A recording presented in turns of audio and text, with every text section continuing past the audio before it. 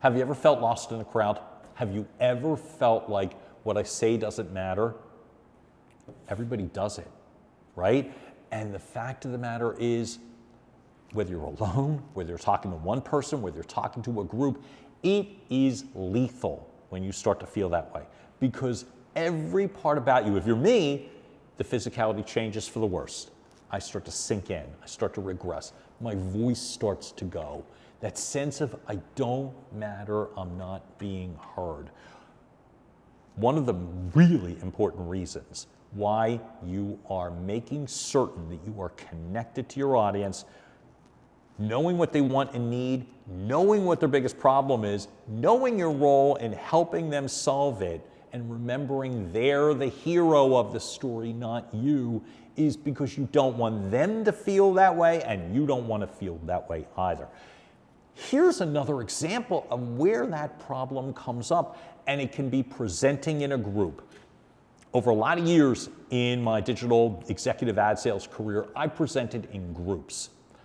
So often, there might be 5 or 6 people presenting, and that is a lot easier said than done. Now look, there were times where I felt great about that situation. I was given opportunities where I could open and close presentations. Let me tell you, your confidence needs no help when somebody puts that kind of responsibility on you. I loved it.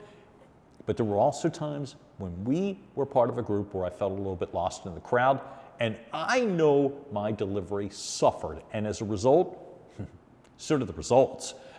So that being said, here's what I'm going to coach and suggest. You don't want to get lost in the crowd. Your opinion matters, but you don't want to take the lead unless you are the lead. So what am I saying?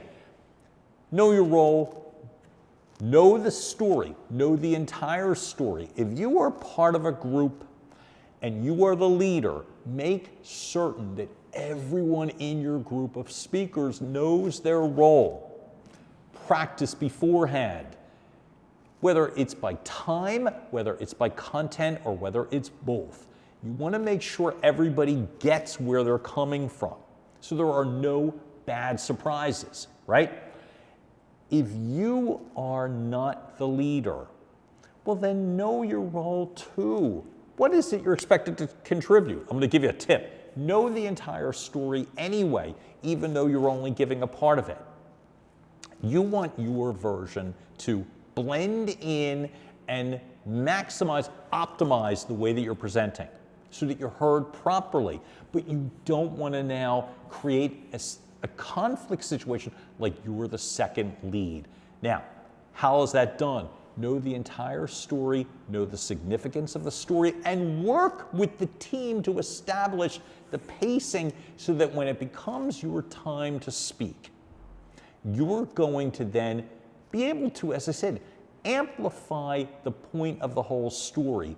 Use your portion of the story to, in essence, build a stronger foundation. So the keys, the takeaways, know the whole story, know the role that you're playing, know that if you're the lead, other people are counting on you to be able to determine what their role in the story is, whether they say it or not. They need to know, because otherwise people are floundering, people are competing, and it's the last thing you want, because people do get lost in the crowd, and when you get lost in the crowd, often you give up. It's the last thing you want in terms of a presentation. You ain't going to give up.